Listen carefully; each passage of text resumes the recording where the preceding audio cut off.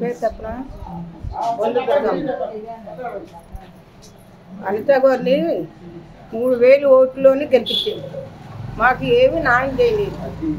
మా ఇల్లు మా ఊరు ఎత్తినందుకు తయారులో ఉంది.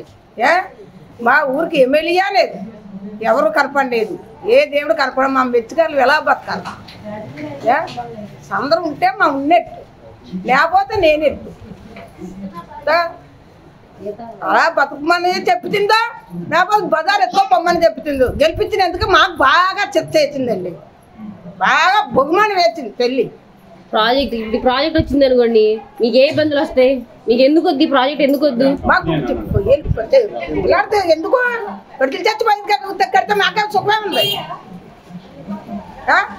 ఇది కట్టు సగం మంది పోయాము, ఇది కడితే మొదలే పోతాం. ఇంకా 6 నెలలు బతుకున్నాము. ప్రభుత్వం ఏమన్నా ఇస్తారన్నా మీకు? ప్రభుత్వం ఏమైనా ఇస్తారని మాట ఇచ్చిందా? ఏది లేదండి, మాకు న్యాయం చెప్పలేదు. వచ్చింది ఎవరైనా వచ్చి మాట్లాడారా? మీకు ఏమి చెప్పలేదు. బడికి చూసి బజార్ మీ భూములు తీసుకుంటాము, మీకు ఇలా ఏదైనా ఇస్తామని మమ్మల్ని మెమ్మిచ్చేసింది. జట్టి కడతానన్నది, టీలు పెట్టి వస్తుందని మా ఊరికి బయపించేసి భూములు అమ్మిచ్చేసి ఈ రకంగా చేసేది.